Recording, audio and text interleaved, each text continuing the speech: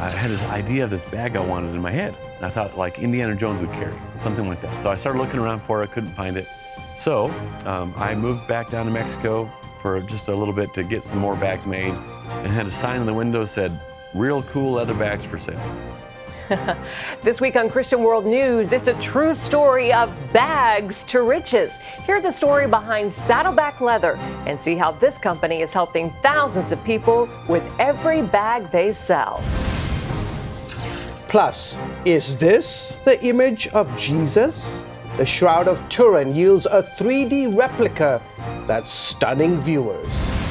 And hurricane season is still a few months away, but Puerto Rico is still working to recover from the last one. Hear how an unlikely group is helping the island get back on its feet in more ways than one. Hey, hello everyone. Welcome to this week's edition of Christian World News. I'm George Thomas. Yes, happy weekend. Yes, we are here, indeed. and I'm Wendy Griffith. Well, a Texas couple is enjoying great success in their leather bag making business. They've gone from selling bags on eBay to major production facilities in Mexico and Fort Worth. Yeah, pretty amazing. But Dave and Suzette Munson aren't just counting dollars, they're changing lives by showing their employees the love of Christ. Ephraim Graham has this look at the untold story behind Saddleback Leather. That's the hum of Saddleback Leather workers handcrafting the highest quality leather bags. The company's slogan promises they'll fight over it when you're dead. My idea was after my funeral, that people would be like, "I get it. No, I get it. No, I get it." With that company motto, it's not a complete surprise the CEO has a leather coffin in his Texas office. I wanted something that lasts forever. I figure if God were to have a leather bag business, then he would make them high quality leather bags. For the full story behind Saddleback, we traveled to León, Guanajuato, Mexico. It's home to nearly 2 million people, and only about 8,000 are Christians. Mexico is also where Dave Munson saw his very first bag created.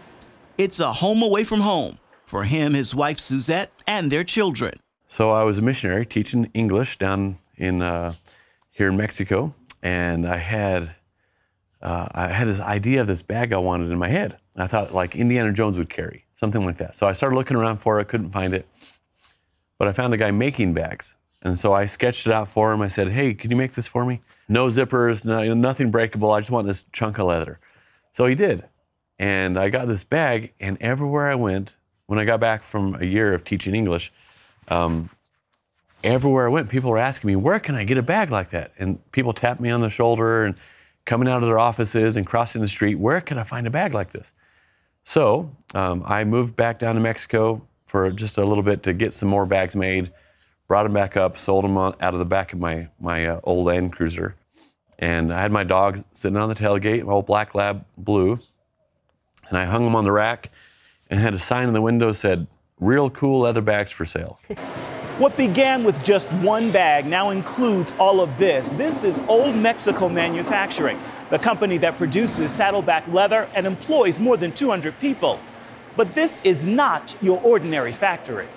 With 8 years on the job, this designer says meeting and working with the Munsons changed her life. Dave knew me when I got here, and the person that was there and the person that I am today, it's quite different. Maybe I have more peace, perhaps. Is your faith stronger? Yes, for sure. This began with your vision for a bag and having someone create it. So does it still pretty much work that way? You come in here with a vision and these people make it happen? Yeah, I'll sketch it out. Dave also has a vision to help his employees, paying them a competitive wage, providing childcare for them on site, lunch on site as well, and allowing churches to use the cafeteria for Bible study and services. The heart has always been for people, and I was doing full-time ministry up until right before we met. And because I wanted to reach people, I wanted to let them know about what God has done in me, and I want them to have the same thing. So it's just kind of natural. I'm the youngest of 10, and my parents always had the down and outers in our home. I would come home and there'd be someone that I'd never seen before, and they were invited to dinner. And I grew up that way. I thought that was quite normal. But it's amazing because I feel like God has given us a large platform to be able to do it on a broader scale, and it really is incredibly fulfilling for us. I call it my church sometimes on accident. So I feel like these are my people, and God's put me in charge there, and we really care for them. And we walk through some really tough times with these families, you know, and so I got to go into their homes. I visited their homes. We took some supplies and things that we knew that they were going to need during these difficult times. But so it's fresh. It's very fresh still for me because, you know, reuniting with these families yesterday and talking to them and asking them how are things going, and one of them telling me my son is doing great and he's in the daycare now, and my wife has a job here now. Thank you so much for the prayers. And you know, him getting emotional too and just saying things are so different and we can't thank God enough, we can't thank you guys enough. So we're involved in these people's lives. It's not just a job. So we thought, you know what, if we really want to reach these people, we'll show them how much we love their children. So the place where I was teaching English back in the day, in 1999, I called them up and I said, hey, talked to the director. I said, if we funded it, would you start a Centro Noé here in León, and for the older kids of our employees, and teach them English? Completely changes their life. The school is a Munson family affair, with one of their 14 adopted sons from Rwanda working as a teacher. Now I can surely say that God really heard our prayers. Is this the life you envisioned for yourselves? Absolutely not. I think it far exceeds what we had envisioned, for sure. Absolutely. I mean, I knew when I met him that we would be doing ministry. That was a no-brainer, but certainly didn't know it was going to be to this magnitude. We did not know that. Call it exceedingly abundantly above all the Munsons could have ever asked or imagined. Ephraim Graham, CBN News, León, Mexico. Great story. Thanks, Ephraim. Well, coming up, an ancient relic yields a stunning image. This 3D statue was created from what some claim is the burial shroud of Jesus.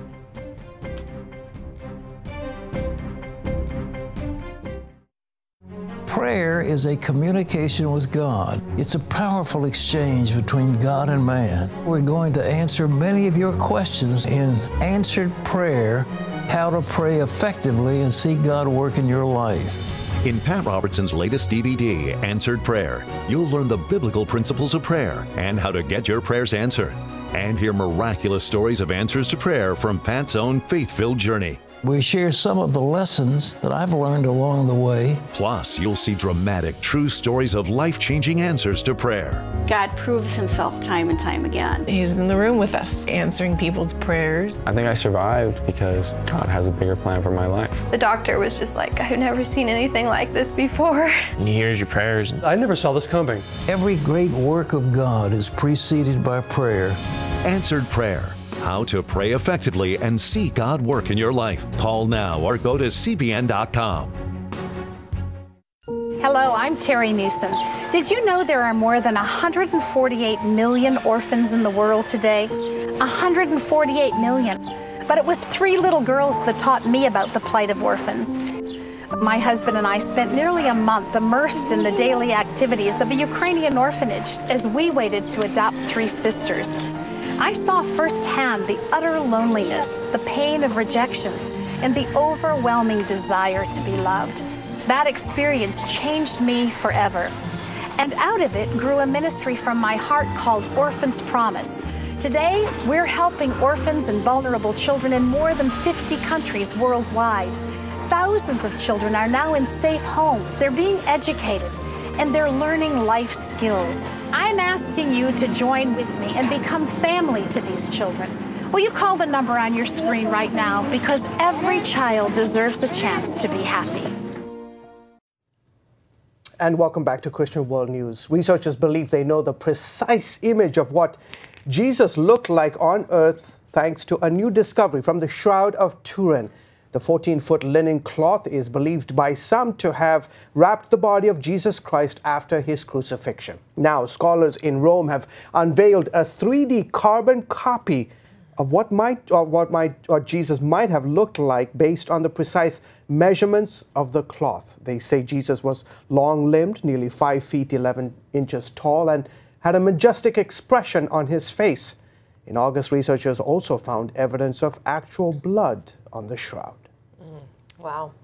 A covert unit of ISIS terrorists murdered a Christian family in Pakistan on Easter Sunday. The family of 4 was on their way to visit relatives when armed men on motorcycles opened fire, killing them all. ISIS claimed responsibility shortly after. A Pakistani lawmaker is calling for an end to Christian persecution. Yesterday was our Easter, and our brothers and sisters were visiting their brothers-in-law's house for Easter. An hour later, they were martyred by the attackers. Enough is enough. Now is the time we all should stand up against these terrorists and killers. Christians are often targets of numerous Islamic attacks in this majority Muslim country. Turkey now has kept an American pastor behind bars for more than 500 days. Now, a government indictment could keep Andrew Brunson in jail for the rest of his life. We pray not. CBN Middle East Bureau Chief Chris Mitchell brings us the story. The 62-page indictment charges Andrew Brunson with military espionage, claiming he is a member of an armed terrorist group.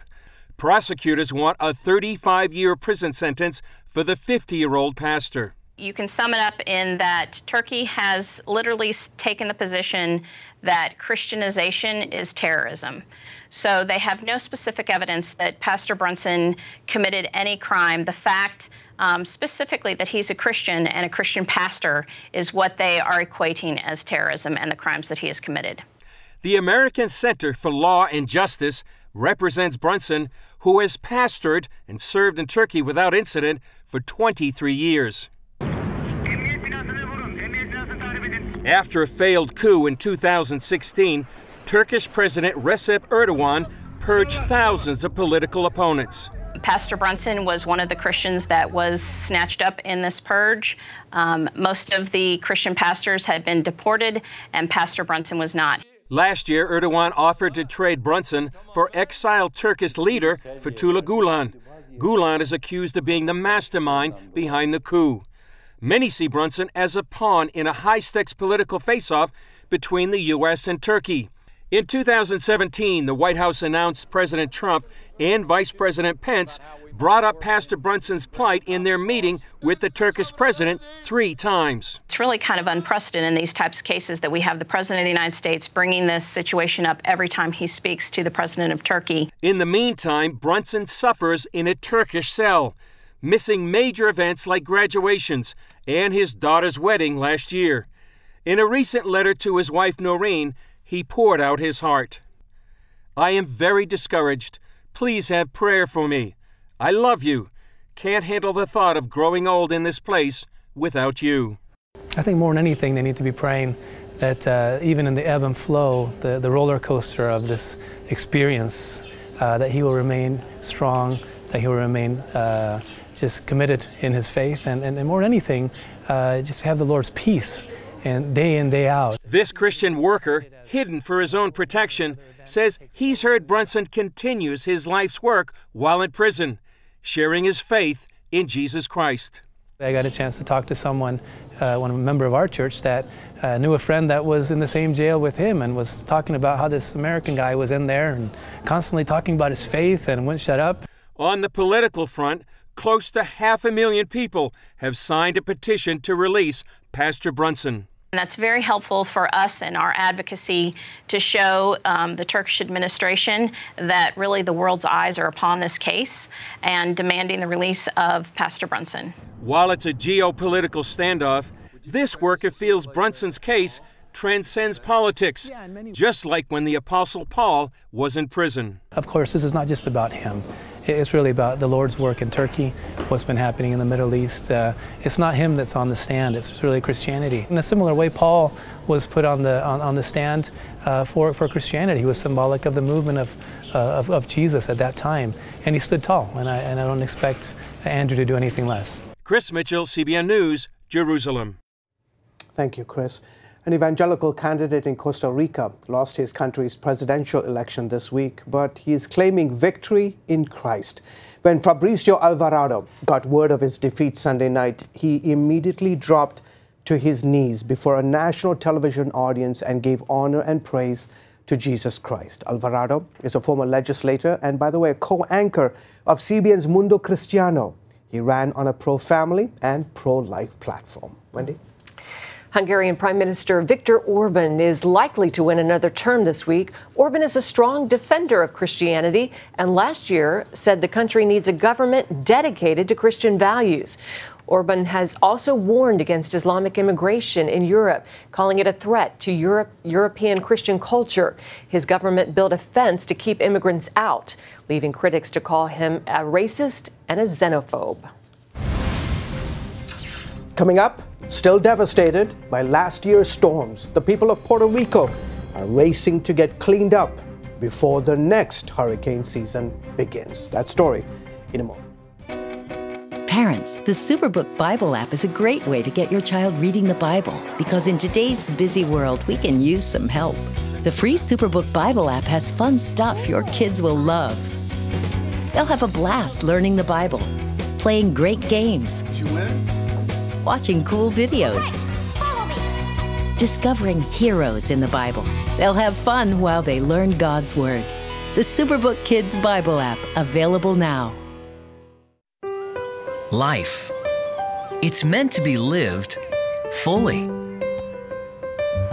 Jesus said it. I came to give you life. Life to the fullest.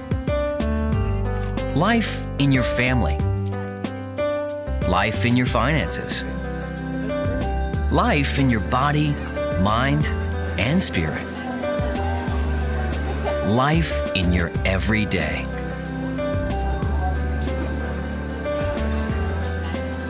At CBN.com, we're taking what Jesus said seriously. We're here to help you discover life. Life. Live it fully. CBN.com.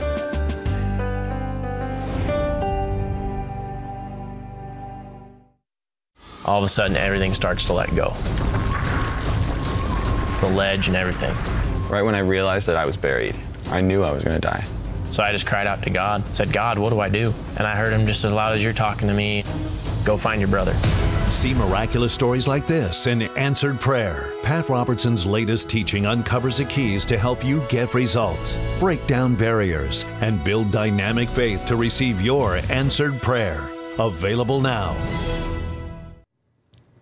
And welcome back to Christian World News. The island of Puerto Rico took massive hits last fall when it was struck by not one but two deadly hurricanes in just 1 month, George. Yeah, terrible. Well, today it's racing to rebuild before the next hurricane season starts in June. Heather Sells recently visited the U.S. territory and brings us this look at a key player in its recovery, the church.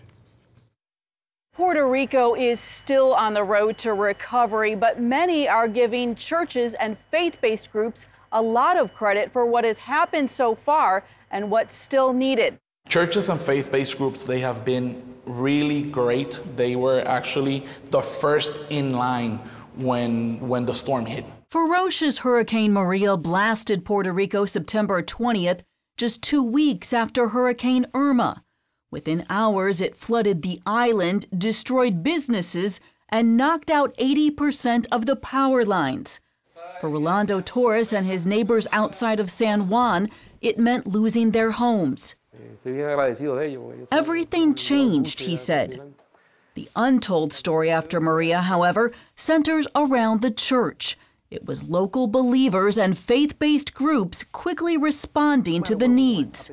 The first responders were really not the government. It was the churches, it was young pastors, young church planters, all over the place, just working together. They were like troops on the ground. They were searching for people. They were helping. They were distributing food that they already had. The needs after Maria were massive and compounded by the constraints of a Puerto Rican government that only 4 months before had declared bankruptcy.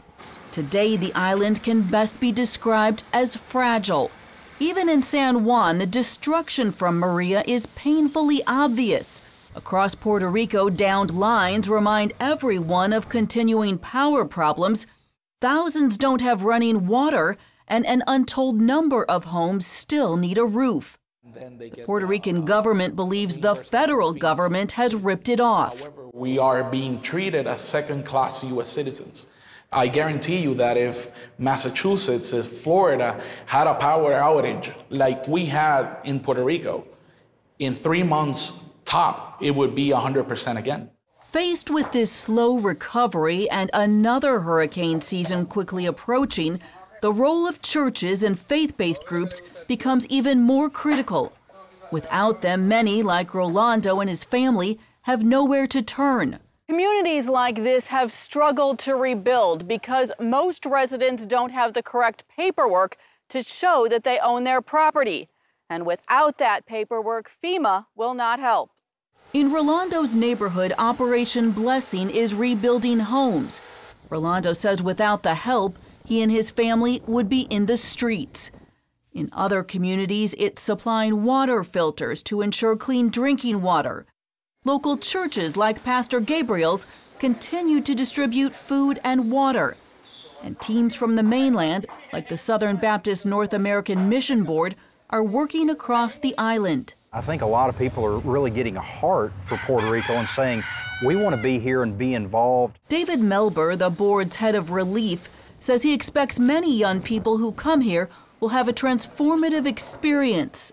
College students will go serve in an area, get a heart for the people, and many of them will say, you know what, after college, I'm going to get a job among those people or in that city, and I'm going to plant my life there.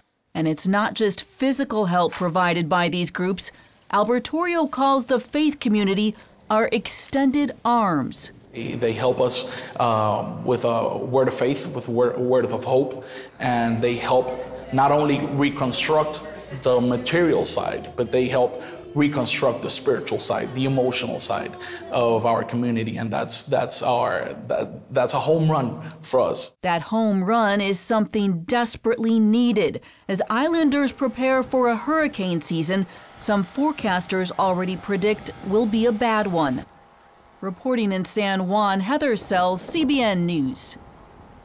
Thanks, Heather. And for more information on what Operation Blessing is doing in Puerto Rico, you can visit our website at cbnnews.com. We'll be right back. Hello? Is this thing on? Hey, kids, do you love games? And do you love discovering things?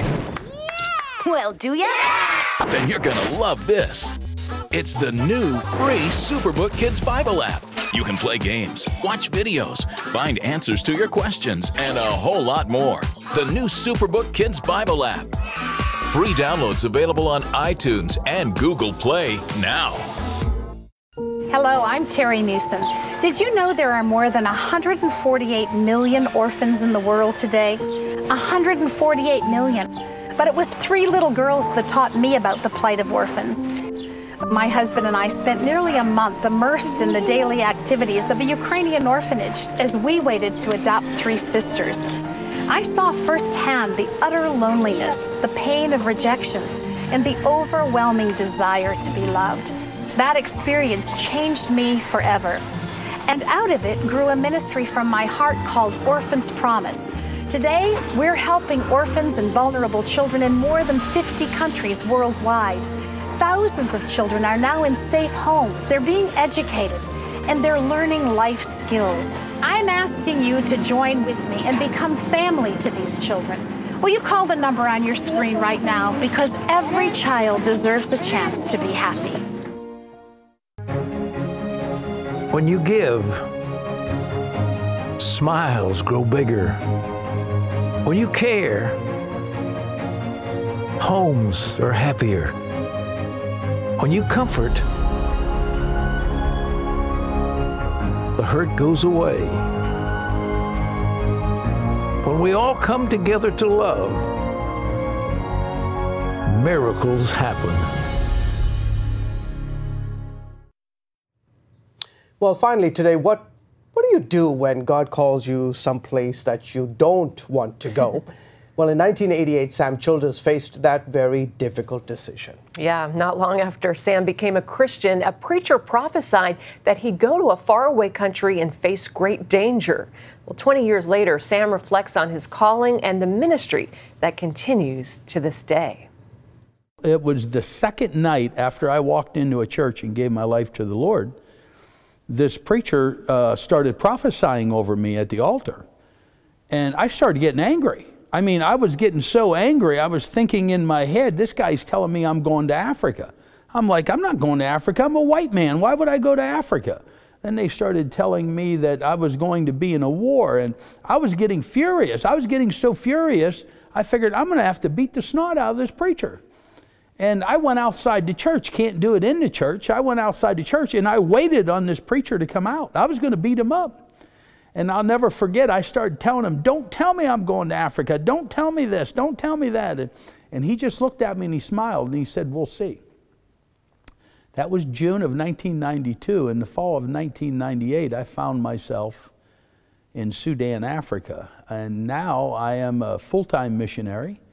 I live in Africa. I've been there 22 years. But keep in mind, I had every reason not to go to the mission field. I had a successful construction company. I owned 17 houses. I owned 8 stores. I had everything in life. I had my life all planned out.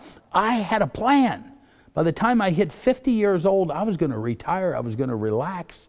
And then all of a sudden, I get called by God to the mission field.